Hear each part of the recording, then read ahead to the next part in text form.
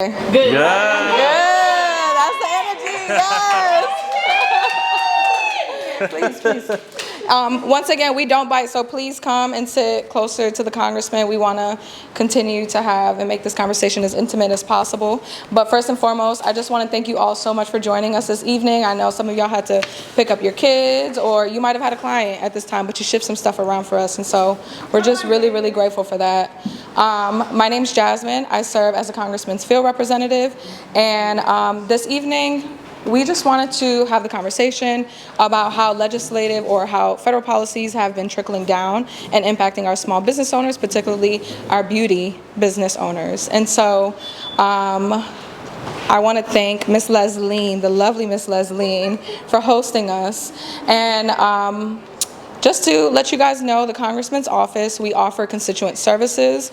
So if you are a recipient of Medicare, Veterans Affairs, your grandma is on disability, we just want you to know that we're here to support you guys and let you know that no matter what you need, our office is here to, cut through the red tape and make sure that you guys are getting the services you're needing and, owed.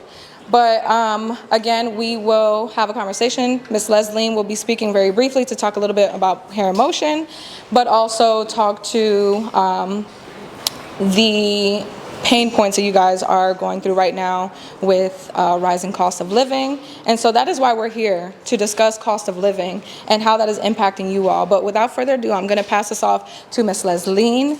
And thank you again so much for hosting us. Thank you so much. Let me stand. Please. Again, good evening, everybody. I'm just thankful that you were able to come out this evening to share this special moment with us, because we're all being affected somewhere or another in the beauty industry through taxes, price increase.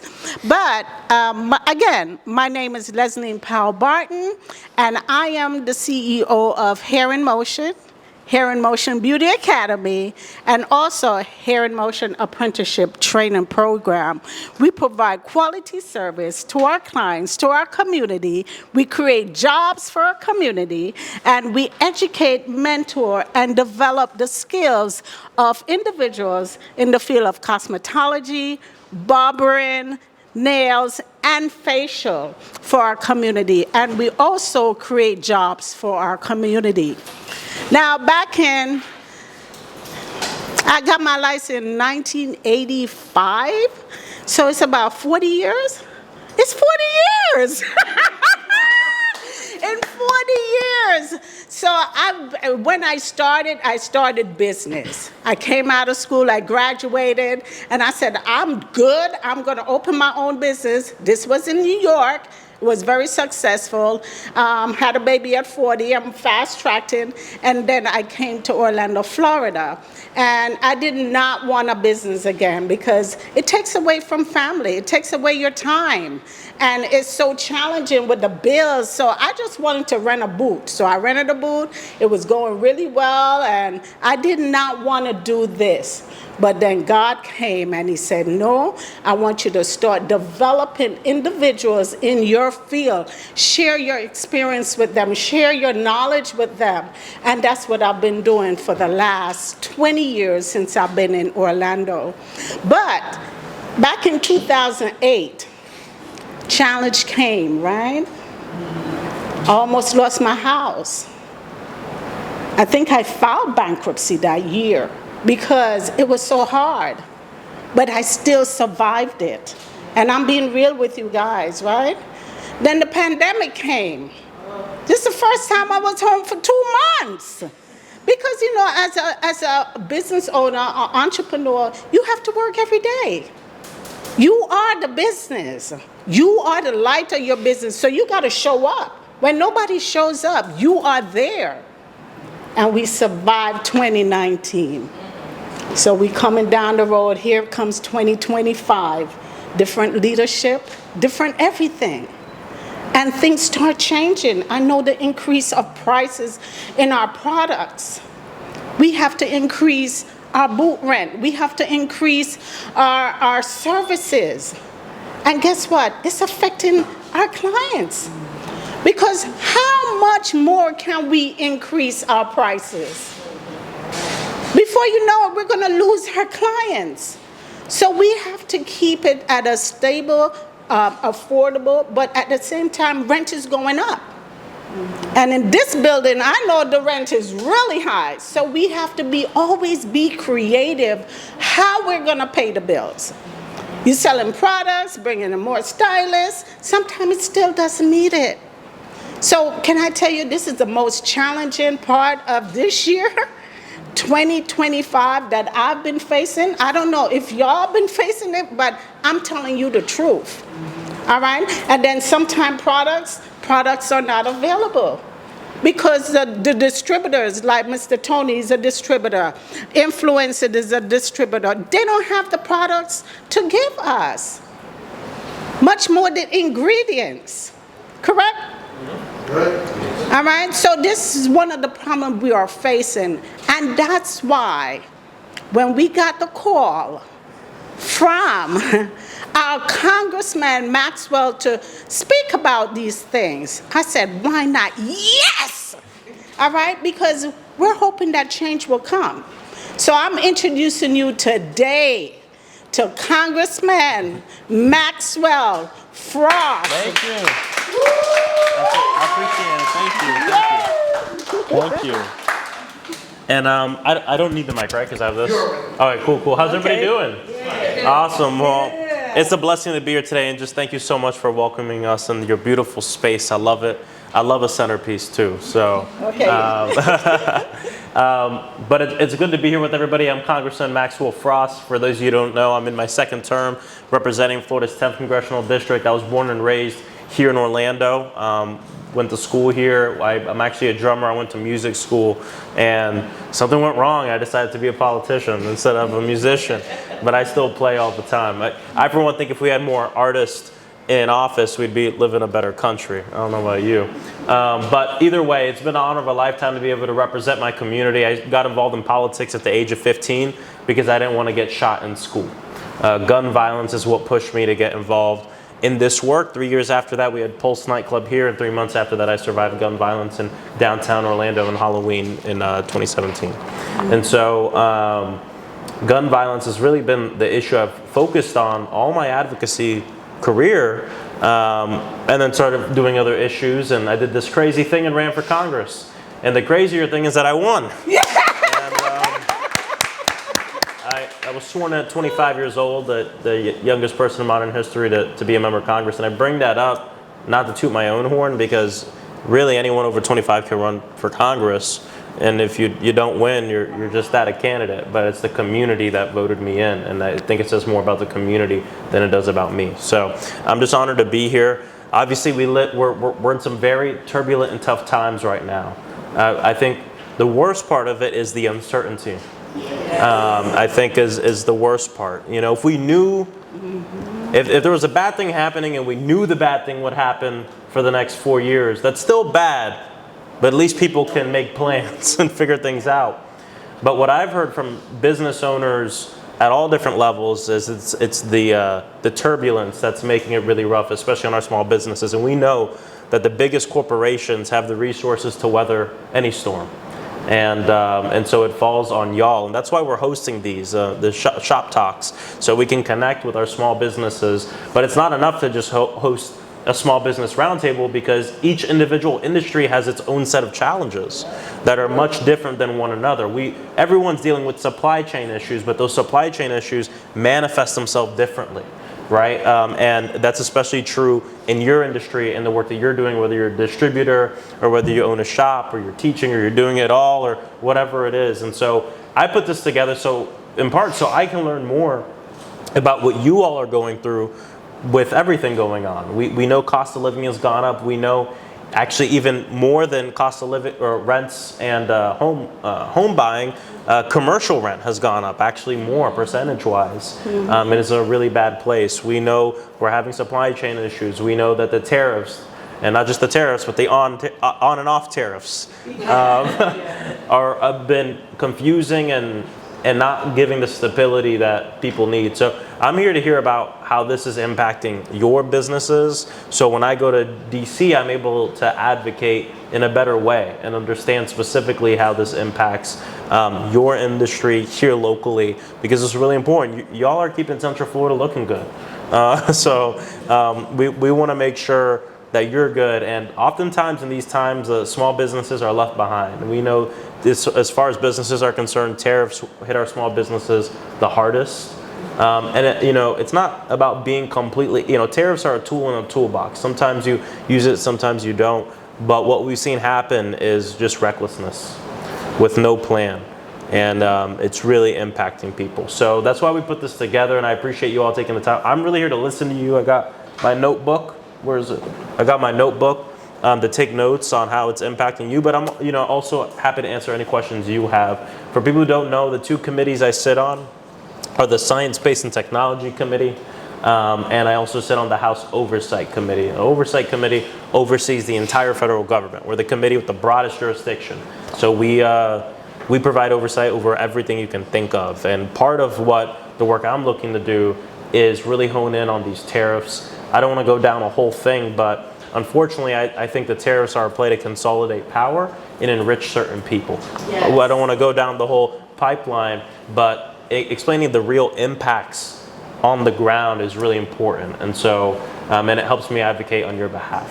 I work at the federal level. You have representatives who represent you at the state. You have city council members who represent you at the city. I work in Washington, D.C. Now, I'm happy to hear about any issues you're having, local, anything like that. But I always like to say that because I don't pull the local levers. But if it's a local issue, I'm more than happy to hear about it, because we're involved at every level.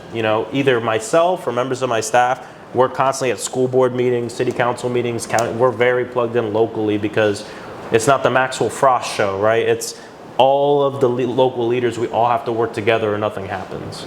So I'm gonna stop yapping and really want to hear from y'all. And I guess we can go around and do introductions real quick. Yeah, that'd be great. Yeah. Yes, and then right after introductions, I will have Ms. Leslie call on a distributor and somebody from each respective beauty industry, nail tech, hair, but if it's largely represented with just hair, that's fine too. I forgot a personal thing too, that this industry is very important to me. And I was adopted at birth, and I have a lot going on. My mom's Cuban, my dad is from Kansas, my biological dad's Haitian, and my biological mom's Lebanese and Puerto Rican. You say? Oh, yeah. So I got a lot going on, and to be honest, something I always struggled with growing up was identity. It was very difficult, and I always felt like I didn't, quite fit in a specific place. And I witnessed a lot of anti-blackness in my life, even from people in my own family. And I always say there's two places where I very much came to terms with and understood my blackness, and that was on the drum throne, playing in jazz band, and it was in the barber's chair. and that's why my barber Chris is such a big part of my life, because it was a great clips until we put an end to that, and then I went somewhere where they actually knew about my hair, it was pretty life-changing for me. So we want to make sure that y'all have the resources you need. So we'd love to hear introductions from everybody. Okay, but first, do you have a barber now? I do have a barber. Yeah, I have a barber. I was going to advocate for my barber right here. I do have a barber. Okay, I can't cheat. I'm only allowed to cheat if I'm traveling and I'll get like just a lineup. Okay. I gotta scan the place too. I gotta walk in. Okay. All right. Well, we have a nail professional here, and we'll start out with her, Lilo. But we're going to introduce everybody first, right?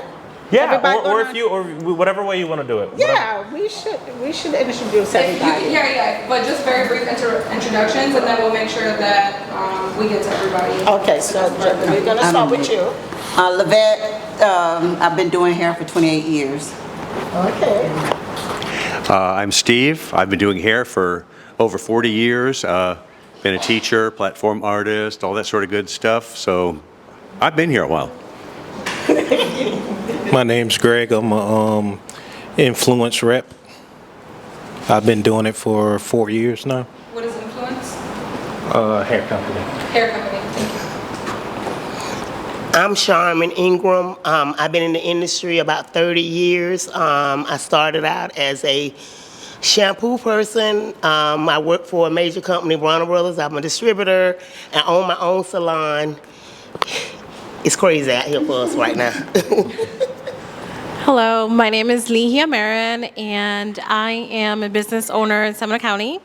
I have a nail salon and getting ready to open a school, a beauty school, and also an owner of Salon Suites. So, and I've been in the industry for about 15 years. Yeah.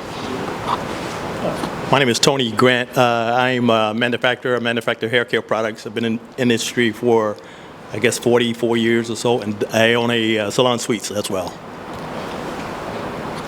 My name is Alexis. I'm a hairstylist. I specialize in hair extensions. I've been in the industry for 13 years now. Sorry. No problem. My name is Joy Jones. I'm located a hairstylist here in Orlando, Florida, and I've been servicing clients for 12 years in this industry. My name is David. I'm barber, 15 years, and let me introduce me. I have been cutting politics men's like president and congressman from Brazil. Oh, cool. Yeah. Recently, I cut the Bolsonaro. Oh, okay. Cool, Yes. cool. When they come into Orlando, I cut his hair. All right. When you want, let me know. Yeah. Be careful, don't get caught up with the law. My name is Vaughn Leon. I'm a hairstylist, also a manufacturer and a national educator for different companies. Oh, and I was just in Brasilia last year. Oh, This was my first time visiting Brazil. Yeah. My name is Kathy. I work for Sling. I go to work for 11 years. I have my license cosmetology for 20 years. And this is amazing for me. Thank you. Hi, my name is Monica Celestine-Turner. I also too work here at Hair in Motion. She's like the best mentor to try to take myself to the next level. I also own a hair salon in Jacksonville, Florida. When I moved to Central Florida, I Googled what's the best place to make a name for yourself, and that's what landed me here. So this is a great location, Mecca. Moving on. She told me not to do it. I'm not a hairstylist. Let me tell you about Shaz. She is the backbone of this business. This is our administrator. They're like, that's Batman and this is Robin. It really is, and we are very appreciative to her, okay? So this is teamwork. I mean, me being here in this short period of time, I've been, like I said, I own my own, but I've done so much because being an African-American woman applying for business loans, I did not get it. So therefore, I had to work, save up to get my own salon. That's how. But I did it. I'm so used to doing everything on my own. So when I came here and saw that she has an administrator, all the 20 years of me being in the business, I never thought that I could even have that. That's some of the things that happens in the community that you get so tunnel vision of wanting, you see the vision, you want to get there, but you don't really know because no one's really taught you that. So I've learned a lot, even though I already was in the industry for 20 years, but I've been here a year and a half now, going on 2, and I've learned a lot.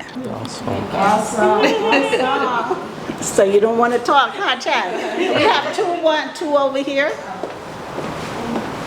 Willie, introduce yourself. Come on.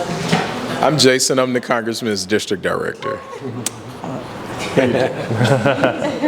Of course. Hello, can you hear me? I got you. Yeah, my name is Patrick, local business owner in Pine Hills, and we have a shoe repair over there, and we have a museum And if anybody likes artwork, you're welcome to come in and see it. I know the congressman is in the arts and doing a good job. Just keep up the good work, sir. Thank you so much. Thank you. All right. All right, Lilo. Should I stay here or should I stand over there? You can stand up. Yeah, you can stand there wherever. Yeah. Okay, so so a little bit about me. So I started 15 years ago in working salons, then transitioning into a salon suite for 7 years. And I have noticed the prices of our products have increased, doubled. I am now a nail salon owner for 5 years. Have opened salon suites as well this past year. And with the help of Leslie, she has helped me now. I'm almost really close to opening my school as well. And what we're doing is planning for we don't know what's really going to happen, but we're cutting costs on some things. Right now I'm looking into air dryers for the hands so I don't have to buy so much paper towels.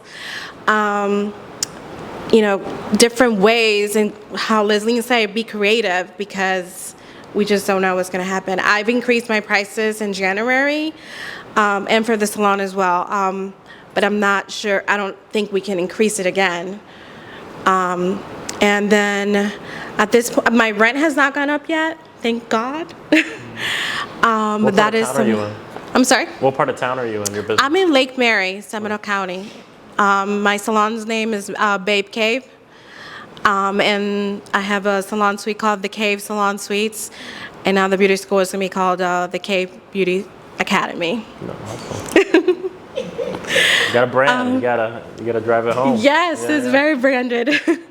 Let me see. Also, I have seen it lately in the past few months, people are cutting costs. So my clients are saying, well, I'm going to take a break from my nails right now. I'm just going to get pedicures. We don't know what's going to happen. I've also had people remove their lashes because that's a luxury service. So they're like, let me take a break. I'm just going to get an eyelash lift. Not everyone, but I do have a handful at the moment that are, because of the unknown, we don't know, they're preparing. So as a business owner, I'm also planning on cutting costs where I can, finding ways to get products elsewhere if I have to, because we do get a lot of our products in China.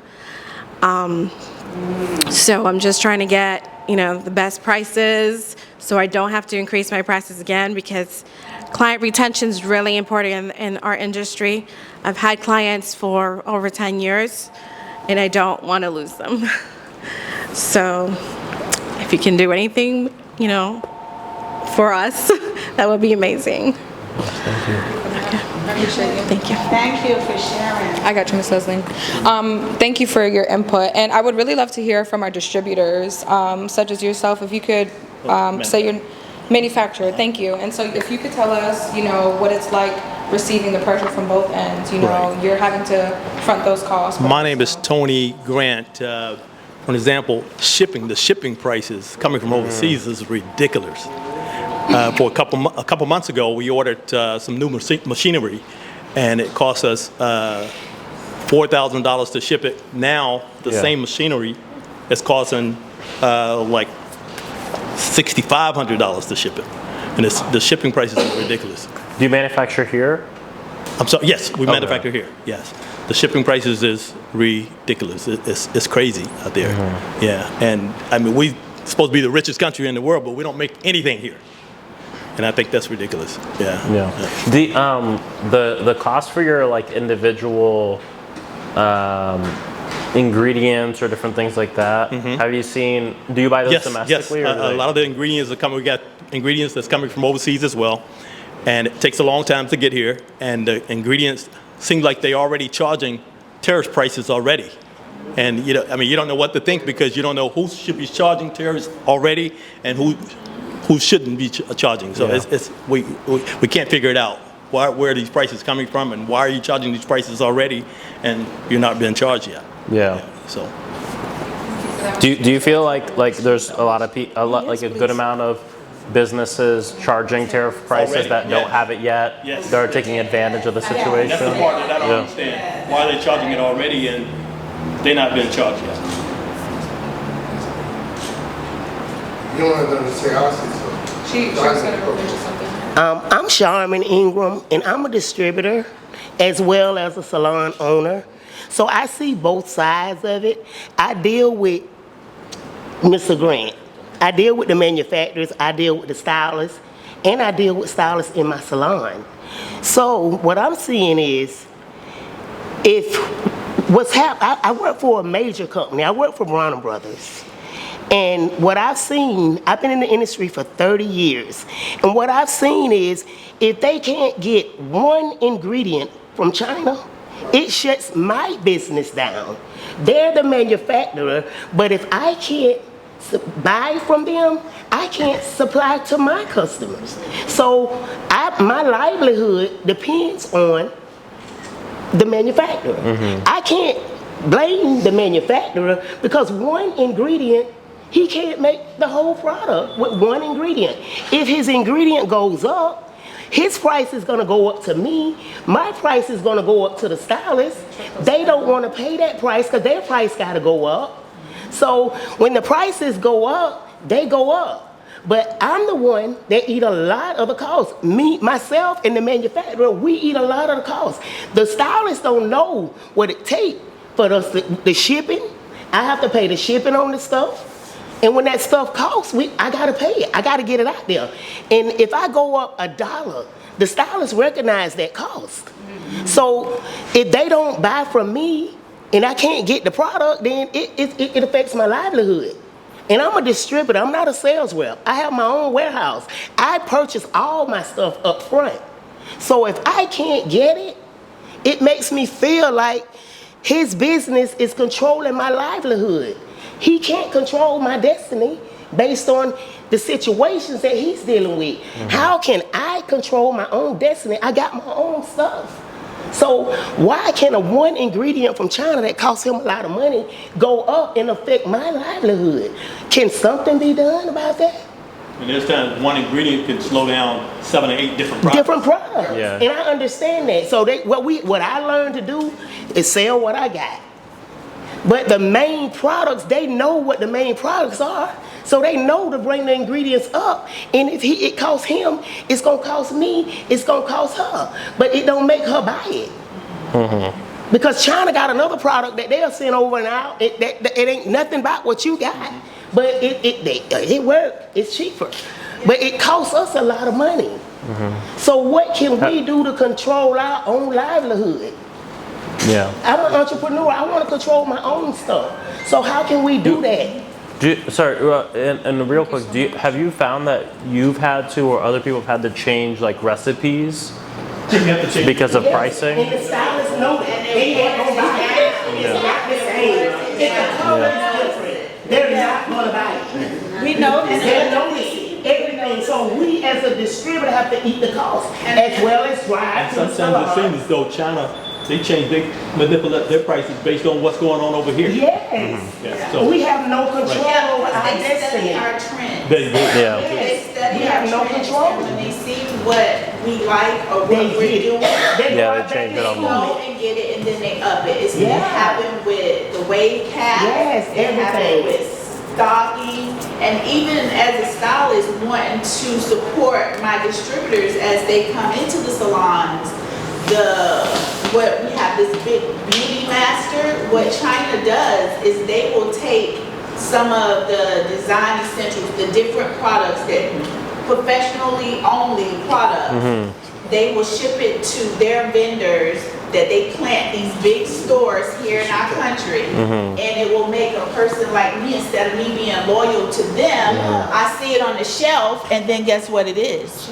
It's cheaper. Yes. And it So puts then our that's pushing them back out, and then because when I did my taxes one time, and I know you can say this too, you look at how much you spent on product how much you spent on product to maintain, to do the hair, then it makes you desperate to not be loyal to your people within your country, within your business, within your culture. It will make you jump over. And they also quote their prices based on what country you're in. Yes. So I want to, and I really, really appreciate that too. And so Mr. Vaughn, I remember Ms. Leslie was mentioning earlier this week that Mr. Vaughn has some products that he has now had to shift the ingredients for due to the supply chain. But it's what people fail to realize, it's not just the ingredients. Just today, I just checked. My name is Vaughn Leon. I own Hair Hero Elite Products and Education. So not only is it ingredients, most people don't realize most of your containers come from China. Your top, one top normally costs me one price.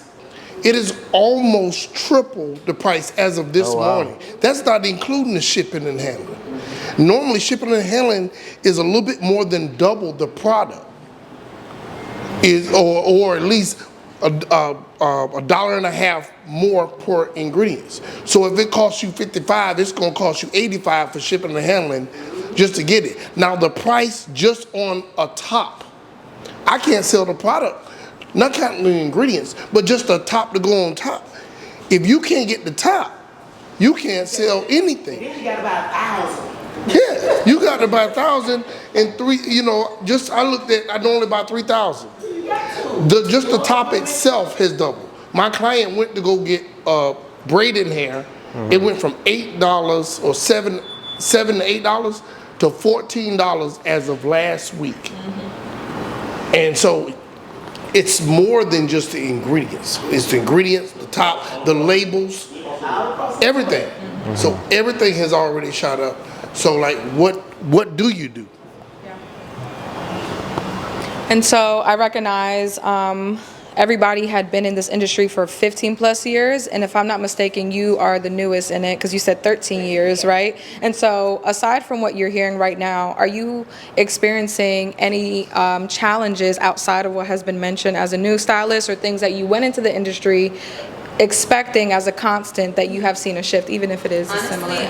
That's the only difference is in price as far as products, or like say hair extensions. When I first started, I could get one bundle for like $30. Now I'm getting that bundle for double what it used to be. So that's really like the only issue that I have right now in the industry is, you know, the price increase on everything. Have y'all seen, as you've had to, everyone's had to bring up pricing, how much of your clientele have you seen like not coming as often or just not coming at all? Have you seen that? For me, it changed in 2020 when the pandemic happened. It was definitely a huge difference once, you know, we was able to get back to work. Some clients, it took a while for like me to see my regulars again as much as I used to. So when the pandemic first happened, that's when I really like seen an effect, you know, in that category. I think one thing that, you know, we're all aware of it, but I think you need to, you know, kind of slap yourself upside the head occasionally is, we are, like it or not, in an industry that for many of our clients is a luxury industry. You know, let's face it, as much as our clients want to look good and they want to feel good about themselves, they ain't gonna die if they don't get the hair done. They ain't gonna die if they don't get those extensions put in. So we have to deal with the fact that that is the mentality of a lot of clients, that a lot of what we do is not a necessary service, it's an optimal service. And they want to look good and they want all this, but we have to deal with the fact it's not that they're being mean or they're being thoughtless or they're being uncaring, it's just the perception. And the reality of it is, you know, if it's a choice between getting your nails done and getting bread milk for your kids, guess where the money's going to go? You know, and so, you know, we have to just deal with that reality. Also, I'm not saying it's unfounded, but I think a lot of people are acting like that so many of the price increases are just being arbitrarily thrown onto our industry from these other people out there. And I don't know, I come from a different perspective, I guess. My clients, let's face it, I'm kind of the elephant in the room. I'm like, I think my clients probably have a slightly different service need than a lot of you guys. But I think we have to understand the fact that we need to understand that these price increases did not just automatically happen because people in China decided, I'm going to get greedy and I'm going to charge a whole lot more. You know, we need to remember and keep focus on our energies on the big picture, the story. These price increases did not just appear out of the dust. They did not just happen because all of a sudden manufacturers in China decided, I'm going to charge more because I can. So instead of directing our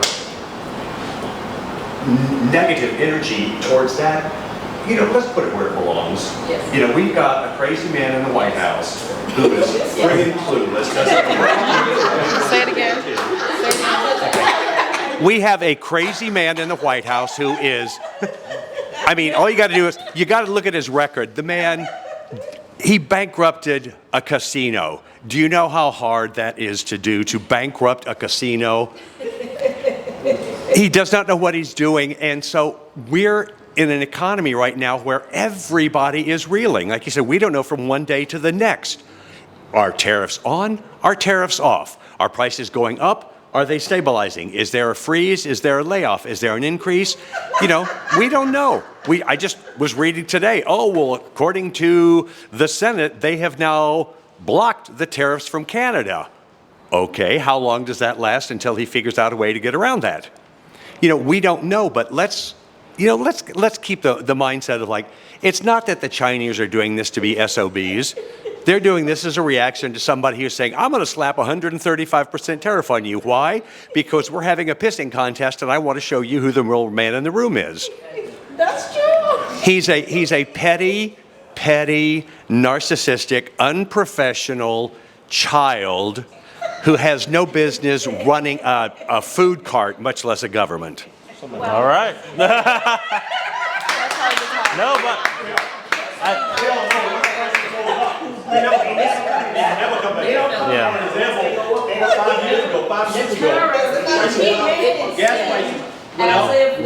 So hold on, we have two people talking at the same time. Okay, I'm sorry. Ms. Shaz. All right, and then we'll come back. He made it seem as if the tariff will be paid by the other countries. No. That was misleading, and this is why a lot of people agree with him, but it's really the consumers who's going to be paying for it. A lot of people are saying, oh, he's bringing more jobs there, because everything will be made here. No, we don't have the infrastructure for that. We don't have the manpower for that. That should have been set up first before doing all this, wanting to bring the jobs here. Yeah. We cannot make anything in one country. We depend on other countries for different parts. Exactly. And I know that because I've been in the automotive industry for the longest time, and people are saying, no, we have American-made cars. No, we do not. Americans own it, but it's not made in America. All components is coming from different countries. Same with the products. All the ingredients are coming from different places. So this is where it's misleading when they're saying the other country will be paying the tariff. No, that cost will be onto the consumers. Yeah. And this is what people don't understand, is the consumers are the ones who will be paying it, and it's affecting the most. Yes. Yeah. Sorry. Did you have something to say, Congressman? No, I think, did you want to finish your thought too? I was just saying, once these prices, we all know, once these prices go up, they never come down. Exactly. Shipping went up 4 or 5 years ago, and UPS and FedEx, they put it on the gas prices. When gas was $4 or $5 a gallon, now gas down to $2.80, $3 a gallon. Shipping never came back down.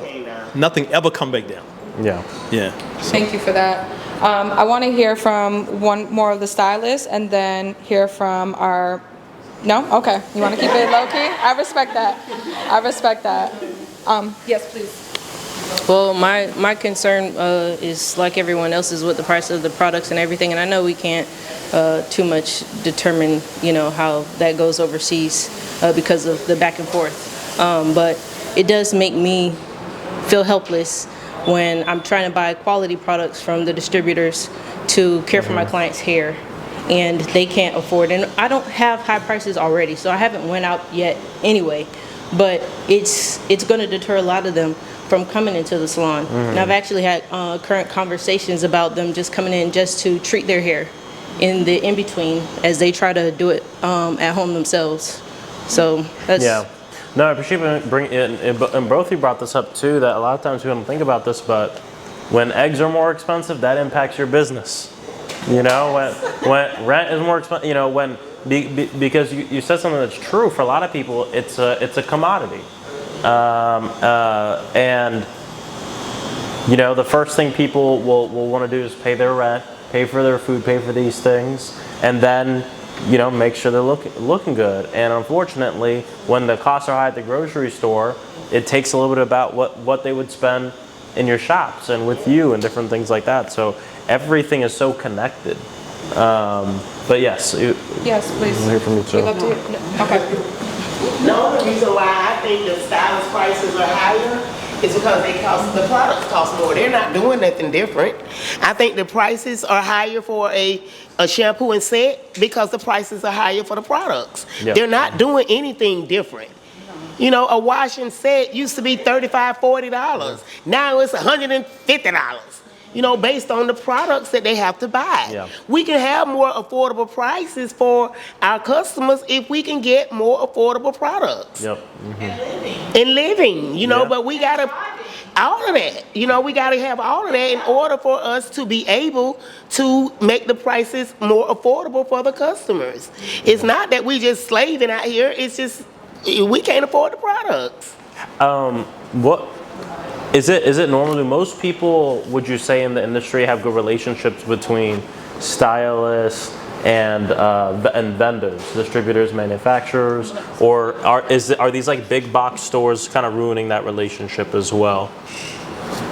I believe so. You know, sometimes a lot of the clients, like some of them will buy the products at the store and bring it to us. Yeah. But the professional I am, you have to pay the same price. I don't discount it if you bring your own product because I don't know where you got it from. You know, so the professional way is, okay, you could bring it, bring your own color, but the price does not change. And you're signing a waiver that you're using a relaxer that you bought from the store and a color, because I don't know the ingredients in those products. So that's their risk. Yeah. And they pay the price, you know? Yeah. I have the commentary about the price with the products. So in my life, in my years, the experience about do the hair, I feeling the everything the products is gonna be too much expensive for client. The client they don't understand why they need to do the separate 95 or color for 200 something. That they don't know. The client they don't know, but everybody they do the hairstyle, they know the price is too high with the shampoo, bleach, peroxide, everything is too much. Yeah. Too much high. That's it. Thank you. You know it's really bad because 90% of our industry is sold out to the Chinese people. All our products in the Chinese stores. That was never a thing. Now, the manufacturers is like, hey, they gotta make their money. If not, the stylists are not supporting manufacturers like they used to because they can't afford it. So the professional items that used to be exclusive for stylists are now going to the consumer? On the consumer end, you're saying? Going to the stores. What I'm saying is the industry has gotten so bad till the manufacturers, the distributors are selling the professional products that's supposed to be professional only. All of those products are in every beauty supply store. There's nothing, the majority of it. Yours may not be in Orlando, but it's up here and over there. You just don't see it. Your stuff in the stores too, and you cannot control it. because everybody is out there, and they on Amazon. It may not be in Orlando because you're here, but it's everywhere else. Just like everybody else stuff is everywhere else because he cannot control it. Because everybody after the dollar. And the Chinese man cutting us out. Years ago, there was a Nexus, right? That's a product you had to get in the salon or the beauty supply. So what suppliers will come around, you need a license to purchase these things. They will come to the salon and say, can I use your license to purchase these products? But I'm a professional. I am not doing that. And I never did that. You know, so there are people that might buy your products and they sell the cosmetologist and sell it to the stores. Oh, yeah, go ahead. Well, let me see. So I just want to make one last note. This is going to be our last remark, and then the Congressman will provide some closing remarks, and we'll make sure that we take a group picture right here by the hair washing station, and then we're going to ask Ms. Leslie and maybe one other person to stick around for some video footage and interviewing with the Congressman. So thank you guys again. So also, some of the reasons why the products are ending up in those Asian stores is you have distributors that are trying to eat. They're trying to feed their family, and the European, Asian, whoever they are offering you, hey, I'll give you $50,000, $100,000 right now. So if I'm starving as a distributor, not me, but some of them are going to sell it to them. So they're getting it from somewhere. Somebody in the company is leaking it out because they're trying to eat. And with all these raised prices, some people are feeling like every man for themselves, or I need to eat because my expenses have not gone down. Yeah. And so people are trying to just survive. Yeah. Well, I really appreciate y'all taking the time out of your day to talk to me about this. This is really helpful, especially, when I'm in DC and we do a lot of hearings where we're talking about these bills, we're talking about the tariffs, we speak about very specific industries, and a lot of times there's industries that are not spoken about, right, when we're writing these bills. So this is really helpful for me, especially the biggest thing I'm taking away from this is the nexus and the connection between all the elements, from the stylist to the manufacturer, distributor, everybody like that, the owner, and how one small increase on your end, by the time it gets to the consumer, can be a pretty large increase, and for everybody in between. And that's really helpful to know, which I feel like there's an element of that exists in a lot of businesses, but I'm hearing here it's even more prevalent, especially because we have a lot of local folks doing the distributing and the manufacturing and everything like that, which is pretty unique to this industry. I mean, so many industries, nothing is made locally or here or anything like that, and that's kind of the beauty of the beauty industry. It seems like some of that's still preserved here. We got to do everything we can to protect it, because if we don't, it will go away. It will go away when people can't pay to put food on their kids' tables. They have to figure out something else to do. And much like when prices go up, it's hard for them to come down. When you lose parts of an industry like that, it's hard to get it back. It's hard to get it back. So this is really helpful to know for me. I appreciate you all taking the time.